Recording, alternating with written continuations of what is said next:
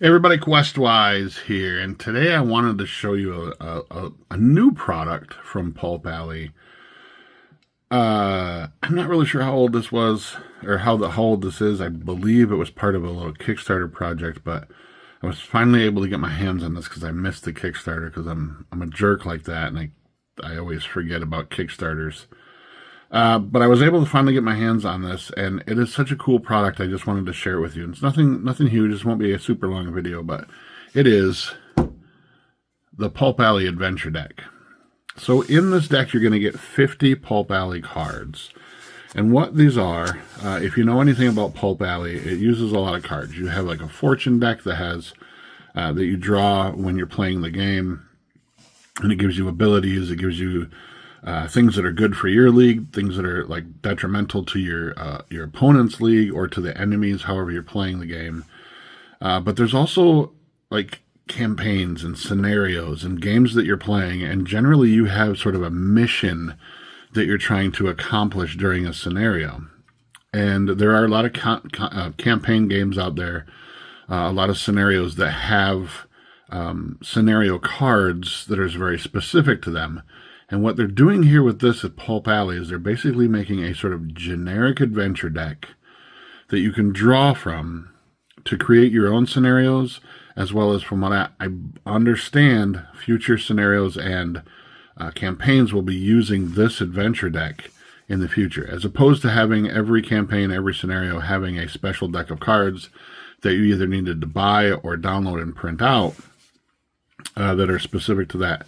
These are generic enough, but still filled with enough flavor that you can do basically anything with it. And I'm super excited about it because I want to pick and choose. I want to kind of pull things out of here. And even as I was just flipping through it, when I opened it, when I first got it in the mail yesterday, a dozen different scenario ideas came to mind because of this. So you're going to get this card, which is just sort of the outer thing. There's an ad on the back of it for Pulp Alley.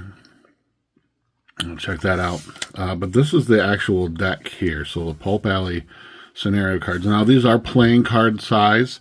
They fit very well into card sleeves. If you're like Magic the Gathering or Lorcana size cards, these will fit in those sleeves very well if you want to do that. I will eventually put these into sleeves. Just because they will protect these cards. Even though they are very nice card stock, it's playing card quality you can expect from these. But on the back of these, you're going to get a bevy of different things, right? So these three are sort of your spoiler cards, right? These are cards you're going to use in your scenarios that are going to sort of throw a monkey wrench into the players' leagues and kind of throw them off a little bit. So you have your red herring card, right? And each one of these says the same thing. Now, this is not a reward. You do not become the director. See the scenario detail. See the scenario for detail. So whether it be the scenario is already pre-written and you're playing something that was published by Pulp Alley, or you're creating your own, you can make each one of these. It's a trap, unexpected twist. You can make each one of these sort of fit the needs of your particular scenario, even if you're writing your own, which I think is genius, right? This gives you a lot more agency to sort of creating scenarios and writing adventures for your league, or for, in solo games, or if you're playing as sort of a game master against other people's leagues as well. And like I said, each one of these says the same thing, but they have some really cool pulp-inspired art. Really, I think the artwork on this whole deck is really, really cool. Minimalistic, but very, very effective. Each one of them has a little bit of a flavor text at the bottom as well. In the main deck itself, you're going to get a few different things, right? You're going to... Basically, all of these cards are going to be... what do you expect from a scenario card? So... if you've not played Pulp Alley before, basically what a scenario card is whenever you interact with, say, a plot point, sometimes a bystander or an NPC, you'll draw one of these cards. You'll pass a peril check if it's perilous, and then you'll draw one of these cards for the scenario itself. And these can be tailored to just about any scenario. When you draw this card, you're going to do what it says. You're going to roll 2 successes. You need to use finesse to get those successes. In Pulp Alley, a success is always a 4, 5, or 4 or higher on whatever die you're rolling. So on a D6, it's a 50-50 chance, and it goes up from there to a D12. If you pass, each one of these cards has a pass and fail on it.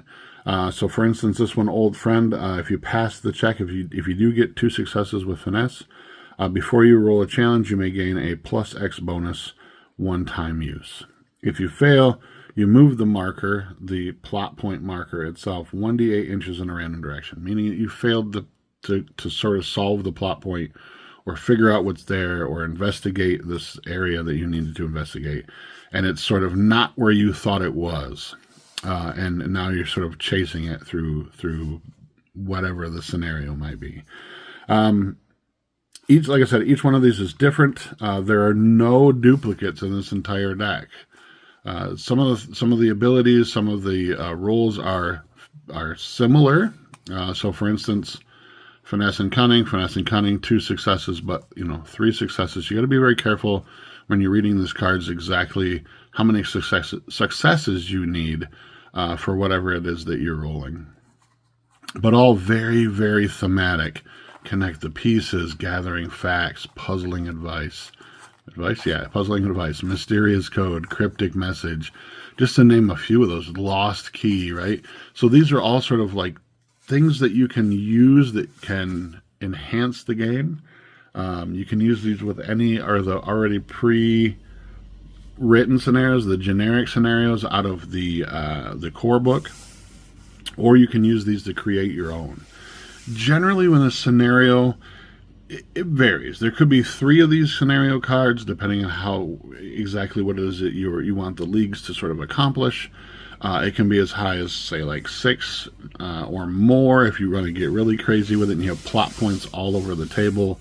But it's really an interesting concept to be able to sort of use these and seed them throughout the scenario, whether you want to do it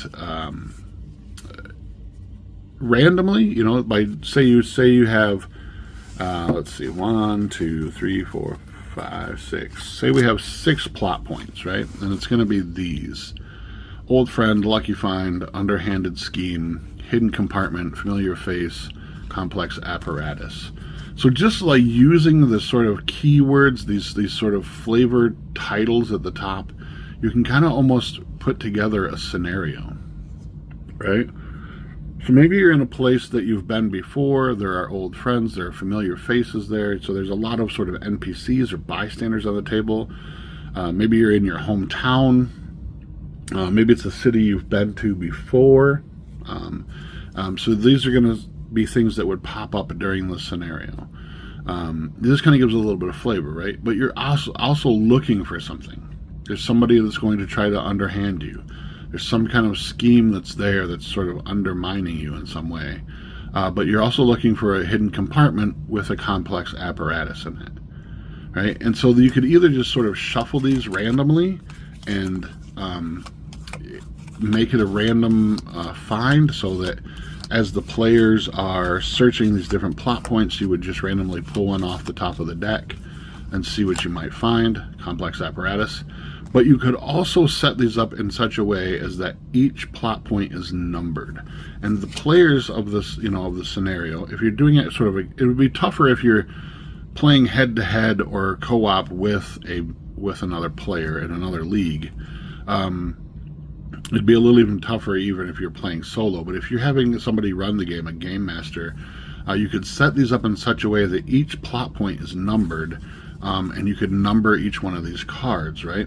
So what they're really looking for is an old friend who can show them where the hidden compartment is, which contains the complex apparatus.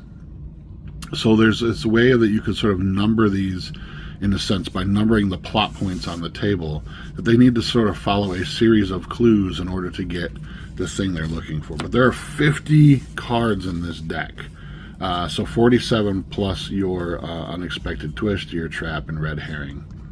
that are in there as well too, which is these are your spoiler cards or your sort of trap cards, the bad cards, right? And so this is a really, really cool concept that adds a whole new sort of vista to Pulp Alley itself. If you haven't got a copy of these for yourself, or even if you're sort of new to Pulp Alley, I would suggest getting the Pulp Alley starter kit that has a full rule book, quick start rules. It has dice. It comes with 2 leagues. And then I would also, if I were you, I would throw a copy of this on there, as well as the solo cards, because the solo cards are really cool if you plan on playing solo. One of the most things that's I find extremely innovative about this game is that you can play it either head-to-head, cooperatively. You can play it with a game master sort of running the scenario in the background, which is something I'm kind of working right now with the old school D&D concept. If you haven't checked out that video, go back just like last week in my list of videos and check that out. Or you can play it solo, and there are complete rules on how you can play against enemies and how those enemies will sort of react to you as you're playing your league. So, Pulp Alley, the adventure deck, right? Go check it out now over on the Pulp Alley store. I'll put a link in the comments down below. Until next time, my friends, I am Questwise. Please, as always, stay safe and game on.